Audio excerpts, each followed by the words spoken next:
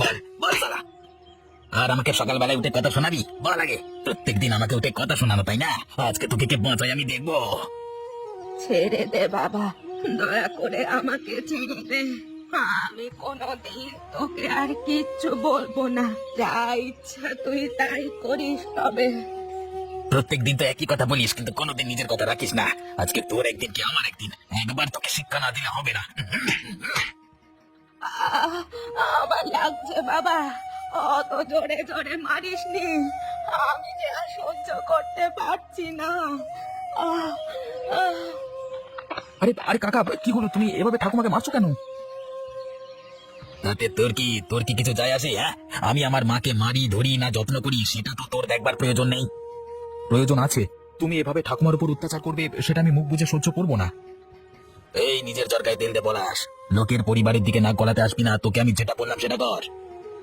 দেখো কাকা, আমি তোমাকে অনুরোধ করছি, ঠাকুমার বয়স হয়েছে, এভাবে ওকে মেরো না। সালা, তোকে ভালো কথা বললে তোর কানে যায় না, তাই না? বেরো এখান থেকে, একদম এখান থেকে দূর হয়ে যাবি বলে দিলাম। ঠিক আছে কাকা, আমি যাচ্ছি, কিন্তু তুমি তোমার পাপের শাস্তি একদিন পাবে। চুপ সালা, এবার মাকে ছেড়ে তোকে মারবো। বাঁচতে চাইলে বেরিয়ে যা। কি রে পলাশ, কি হলো কি? সকালবেলা এরকম রেগে গেছিস কেন? বাজারে যে গেলি তুই। বাজারে আর যেতে পারলাম কই, রাস্তা থেকেই ঘুরে বাড়ি এলাম। আমার মাথা এখন গরম হয়ে আছে মা। কিন্তু কেন, হয়েছেটা কি? এত মাথা গরম কিসের জন্য? কি আর বলবো মা, রাস্তায় যেতে যেতে এমন এক দৃশ্য দেখলাম। সেটাই তো জিজ্ঞাসা করছি, কি দেখেছিস কি বল না। নগেন কাকার বাড়ির পাশ দিয়ে যাচ্ছিলাম, হঠাৎ করে দেখি নগেন কাকা তার মাকে খুব মারছে উঠানে ফেলে। আমি বাধা দিতে গেলে নগেন কাকা আমাকে কথা শুনিয়ে দিল। তাই নাকি? তা তোর ওদের বিষয়ে কথা বলতে যাওয়ার কি দরকার ছিল? তুমি বলছো কি মা? বুড়িমাকে এভাবে মারছে, আমি আটকাতে যাব না? সেটা কখনো হয়? কি আর বলবো, এখনকার যুগটাই অন্যরকম। তুই মানুষের ভালো করতে গেলে উল্টে ক্ষতি হয়ে যায়। সেটাই তো দেখলাম, নগেন কাকা আমাকে অপমান করে ওখান থেকে তাড়িয়ে দিল। ওই জন্যই তো বলছি, পরের বিষয়ে কথা বলতে না যাওয়াই ভালো। নিজেরটা নিজে বুঝে নিতে হবে। বুড়িমার কি কষ্ট হচ্ছিল না বলো? ওর কষ্ট দেখেই আমি আর চুপ থাকতে পারিনি। সময় আসতে দে, নগেন ওর পাপের শাস্তি ঠিক পাবে, কেউ আটকাতে পারবে না।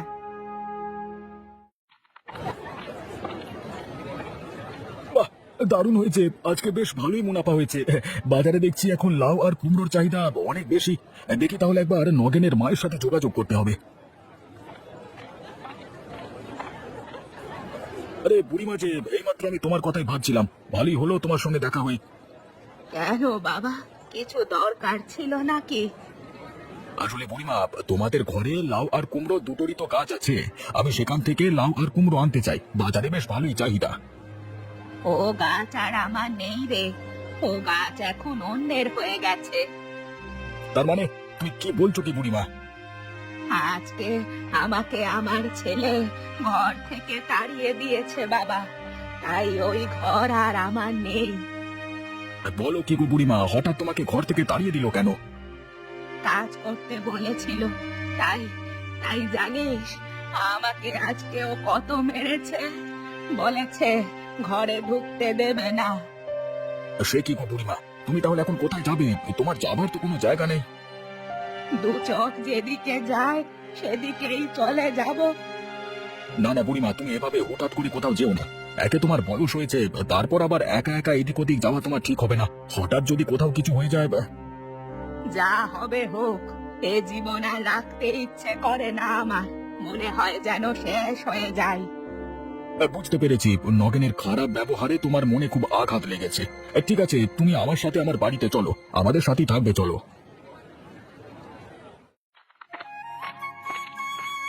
কই গো গিন্নি, কোথায় গেলে? বেরিয়ে এসো, দেখে যাও কাকে নিয়ে এসেছি। আরে বুড়িমা নাকি? আসুন আসুন, ভেতরে আসুন। অনেকদিন বাদে আমাদের বাড়িতে এলেন। এখন থেকে বুড়িমা আমাদের কাছেই থাকবেন। সে কি, নগেনদা কিছু বলবে না এইভাবে যদি আমাদের ঘরে থাকতে শুরু করে? কি আর বলবে, নগেন তো বুড়িমাকে ঘর থেকে তাড়িয়ে দিয়েছে, তাই জন্যই মনের দুঃখে বুড়িমা এই গ্রাম ছেড়ে চলে যাচ্ছিল। আমি বুড়িমাকে নিয়ে এসেছি এখানে আর কি। তুমি ভালোই করেছো গো, উনি এই বৃদ্ধ বয়সে কোথায় বা আর যাবেন। তুমি আমাদের সঙ্গে থাকবে, এসো বুড়িমা।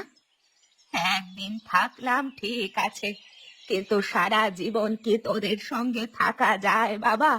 তোদের অসুবিধে হবে যে। আর আমি বুড়ি মানুষ, তোদের ঘরে কেন চেপে বসে থাকবো বলতো? ও কথা বলছেন কেন বুড়িমা? আপনি আমাদের সাথে থাকলে আমাদের কোনো অসুবিধা হবে না। আমি সারাটা দিন ঘরে একাই থাকি, বরং একজন সাথী পাবো। হ্যাঁ বুড়িমা, লতা ঠিকই বলেছে, তুমি আমাদের কাছেই থাকো, আমাদের কোনো অসুবিধে নেই। ঠিক আছে, তোরা যখন বলছিস তখন আমি না হয় তোদের সঙ্গে থাকলাম, কিন্তু একটা কথা, যখনই মনে হবে আমি বেশি পেয়ে বসছি এখানে, তখন আমাকে জানাস।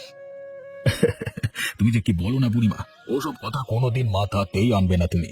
এখন বলো কি খাবে, তোমাদের জন্য কিছু কিনে নিয়ে আসি। কতদিন বাদে গ্রামে এলাম, আমার যে কি ভালো লাগছে কি বলবো।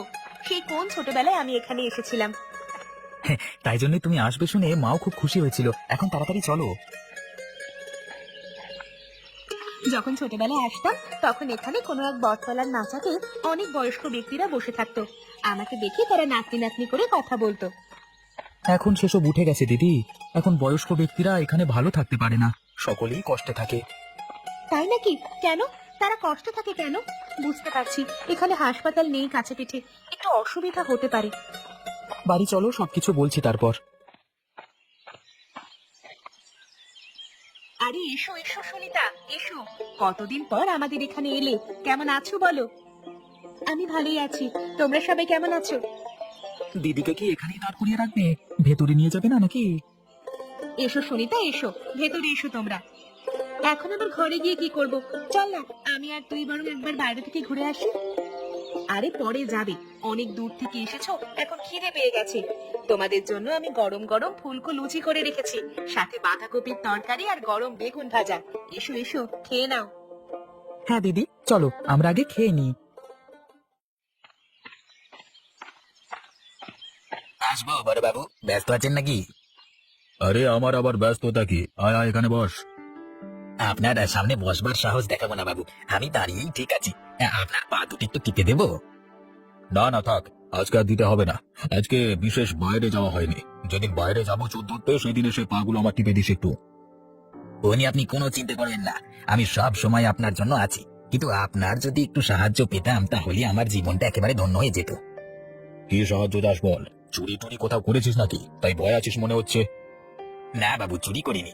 আসলে ঘরে মায়ের সাথে সামান্য ঝগড়া হয়েছে, তাই জন্য মা আমার উপর রাগ করে ঘর ছেড়ে চলে গেছে। সে কি রে, এমন ঝগড়া করলি একেবারে ঘর ছেড়ে বিদে হয়ে গেল? মা ওরকমই, নিজে বললে ঠিক আছে, যদি ঘুরিয়ে দুটো উত্তর দেওয়া হয় তাহলে একেবারে ছটফট করে। এবার দেখুন না, বাইরে বের হয়ে ঘর আসেনি, এখন আমার ভয় হচ্ছে আমার নামে এদিক ওদিক উল্টো পাল্টা না বলে বেড়ায়। তুই ভয় পাচ্ছিস যে গ্রামের লোকেরা তোর উপর চড়াও হবে, তাই তো? তুই চিন্তা করিস না, কিছুই হবে না। আমি আছি তো, আমি তোকে ঠিক বাঁচিয়ে নেব। আপনি ভরসা বাবু, আপনি ছাড়া আর কি আছে বলুন, তাই জন্যই তো আপনার কাছে এলাম।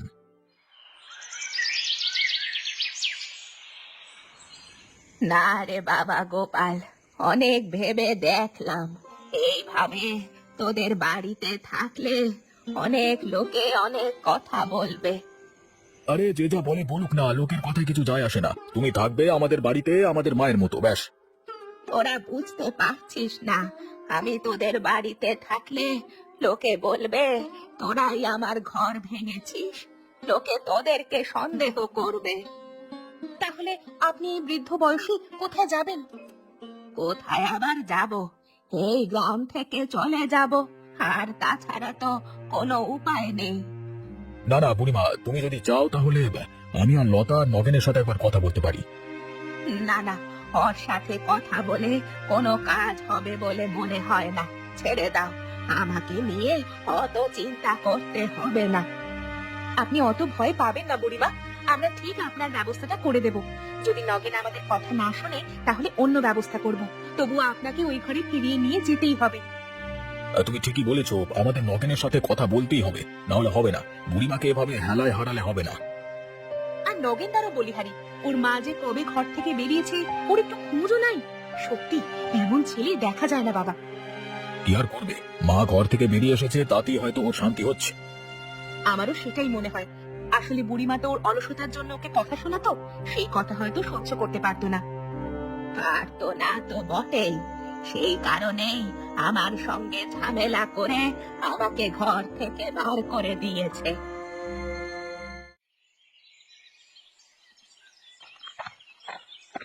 তুই যেন কি কথা বলবি বলছিলিস? জানো তো, আমাদের এখানে নগেন নামের একটা লোক আছে। সেই লোকটা তার মাকে ঘর থেকে তাড়িয়ে দিচ্ছিল। আমি সেই সময় বিরোধিতা করি বলে আমাকে অনেক কথা শোনায়। বলিস কি রে, মায়ের গায়ে হাত তুলেছিল? ওর সাহস তো কম নয়। তো কি জন্য মায়ের গায়ে হাত তুলেছিল? নগেন কাকা অত্যন্ত কুটে লোক, একদম ঘরের কাজ করতে চায় না, শুধু ঘরে বসে বসে ঘুমাবে। বুড়িমা তাকে কথা শোনাতে গিয়েছিল বলে বুড়িমার উপর তার রাগ। জানিস কি, আইনত এই কাজগুলো কিন্তু অপরাধ। যদি এদেরকে আইনের আওতায় আনা হয় তো। তুই একটা কুলাঙ্গার ছেলে, তোর মতো ছেলে থাকবার থেকে না থাকা অনেক ভালো। তুই আমার কানের কাছে বেশি ফুটানি মারিস না, যেখানে যাচ্ছিস যা, আমার বিষয়ে বেশি কথা বলতে হবে না। মাটা কাঁদে কথা, এভাবে রাস্তায় ফেলে দিলি? হ্যাঁ, ওকে যদি জন্ম দেবার পর তোর মা ফেলে দিত কেমন হতো বলতো? ওই দেখো দিদি, ওই সরু পাড়া মুখটা যে লোকটার, ওই লোকটাই হলো নগেন।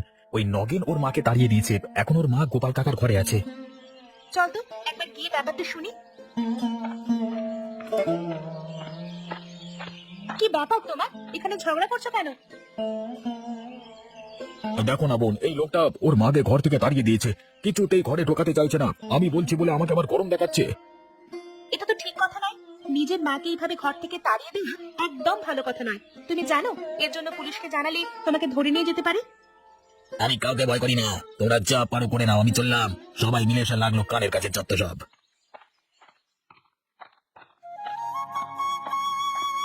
এসো এসো বোন এসো, বুড়িমা ওই ঘরের মধ্যেই আছে।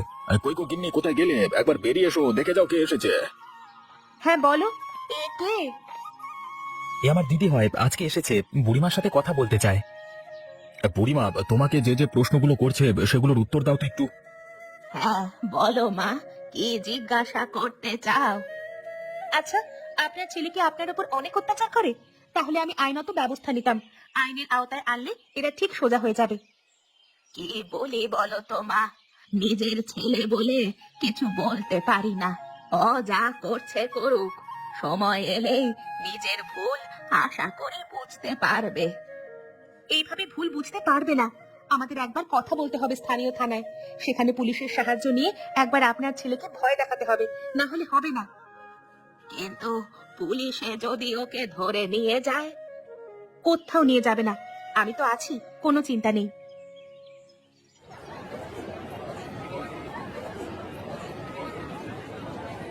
আরে আসুন আসুন, নিয়ে যান নিয়ে যান, একদম সস্তায় চাল কুমড়ো নিয়ে যান, ঘরে রান্না করে খান, তৃপ্তি করে খান চাল কুমড়োর তরকারি। খেয়ে যান চাল কুমড়োর তরকারি খেয়ে যান। এই যে দোকানদার, তোমার এই চাল কুমড়ো গুলো কত করে? এই এক একটা চাল কুমড়ো 50 টাকা করে। আপনাকে কটা দেবো বাবু? তুমি আমাকে দুটো দিয়ে দাও, ঘরে দিয়ে তারপর আমাকে থানায় যেতে হবে। দারোগা বাবু নমস্কার, আমি সুনিতা। হ্যাঁ বলুন, কি বলবেন? বলছি বাবু, আপনার সঙ্গে কিছু কথা ছিল আমাদের গ্রামের একজন লোকের বিষয়ে। কি বিষয়ে কথা ছিল বলুন? আমাদের গ্রামে নগেন নামক একজন লোক তার মাকে দেখে না। আপনি যদি ওকে একটু সাহায্য করে দিতেন তাহলে খুব ভালো হতো। এই রে, নগেনকে তো কিছুই বলা যাবে না। নগেন আগে থেকে আমাকে বলে রেখেছে সবকিছু। তোমার যা কিছু বলবার থানায় বলবে, এখানে আমি এসব কথা শুনবো না। কেন শুনবেন না বাবু? আমরা সকলে মিলে একজনকার ভালো করবার চেষ্টা করছি, আর আপনি আমাদেরকে সাহায্য করবেন না? এই ছোকরা, একদম মুখ সামলে কথা বলবে বলে দিলাম। তুমি কি আমাকে শেখাতে এসেছো আমাকে কি করতে হবে না করতে হবে? বেশি যদি কথা বলবে তো তোমাকে আমি জেলে পুরবো। সেটা আপনি পারেন না, আর পারবেনও না। আমাকে তুমি চ্যালেঞ্জ করছো? তোমার তো সাহস কম নয়। বাবু, ওরা তো ভালোর জন্যই বলছে। আপনি যদি সাহায্য করেন তাহলে একটা বৃদ্ধ মায়ের খুব সহায়তা হতো। আমি তোমাদের জ্ঞান শুনতে এই সকালবেলা এখানে আসেনি, তোমাদেরকে আমি দেখে নেব পরে। আমি চললাম এখান থেকে।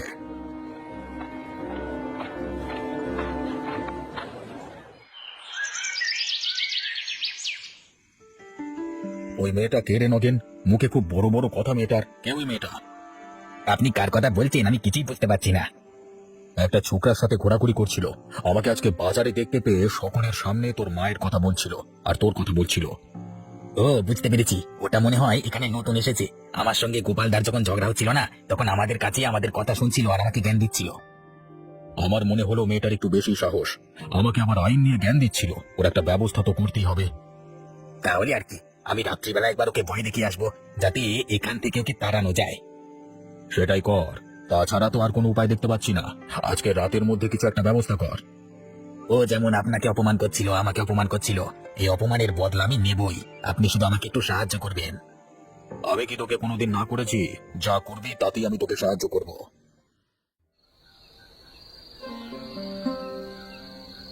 তুই কি বুঝলি মা? এইভাবে কি কাজ হবে? নগেনকে কি শায়েস্তা করা যাবে? না, হবে না। কারণ আমার যা মনে হলো এখানকার পুলিশও নগেনের সাথে যুক্ত আছে। কোনোভাবেই আজ ওর হাত থেকে মাকে ছেড়ে দেওয়া যাবে না। ভবিষ্যতে যদি আবার মারধর করে তাহলে তা প্রমাণ করা যাবে না। তাহলে কি হবে? কোথায় পলাশ? কোথায় গেলি? বেরিয়ে আয় ভাই। আমি আমার ভুল বুঝতে পেরেছি। আমি আর কোনো মতেই আমার মায়ের উপর অত্যাচার করব না। সালি, তুই আমার নাম খারাপ করবি তাই না? তোকে আজকে আমি শেষ করে ফেলবো। কেউ তোকে আমার হাত থেকে বাঁচাতে পারবে না। ইয়া! ওরে বাবা রে, মরে গেলাম রে। আমাকে মেরে ফেললে। মা, নগেন কাকা আমাদের আঘাত করে চলে গেল, তাড়াতাড়ি বেরিয়ে এসো মা।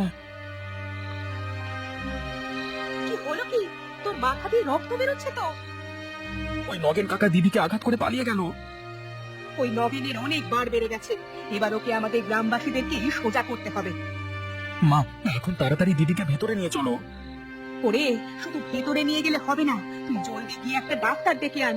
এক্ষুনি তোর দিদিকে শুশ্রূষা করতে হবে। ওরে বাবারে, দয়া করে আমাকে ছেড়ে দাও। আমার প্রচন্ড লাগছে, আমাকে ছেড়ে দাও। এই, তোকে অনেক সুযোগ দেওয়া হয়েছে। তুই এরপর ঘর ছেড়ে বাইরের লোককে আক্রমণ করতে শুরু করেছিস। তোর 12টা আমি বাজাচ্ছি, দাঁড়া। সবাইকে মার। আরে আরে আরে, কি হলো? তোমরা সবাই মিলে নগেনকে এভাবে মারছো কেন? এই জানো, একজন মানুষের উপর অত্যাচার আইনত অপরাধ। এতদিন আপনার আইন কোথায় ছিল যখন সকলের উপর নগেন অত্যাচার করছিল? আরে কি হয়েছেটা কি আমাকে খুলে বলবে তো? আপনাকে কিছুই শুনতে হবে না। আমাদের কাজ আমাদেরকে করতে দিন। আপনি যেমন আগেও চোখ বন্ধ করেছিলেন, এখনো চোখটা বন্ধ করে থাকুন, তাহলে ভালো হবে। একজন পুলিশের সাথে তোমরা এমন ব্যবহার করছো। বেশ করেছে। যারা মুখের কথায় সোজা হবে না তাদেরকে একবার পিটিয়ে সোজা করা দরকার। নগেন আমার ছেলে, তাও আমি বলছি ওরা যা করেছে ঠিক করেছে। আপনি এখান থেকে চলে যান। গ্রামের লোকের মাথায় রক্ত উঠে গেছে, ওরা যখন তখন আপনার উপর আক্রমণ করতে পারে। না না, এরা যা রেগে গেছে মনে হচ্ছে এখান থেকে পালিয়ে বাঁচতে হবে, না হলে আমিও মারকে মরবো। পালাই এখান থেকে।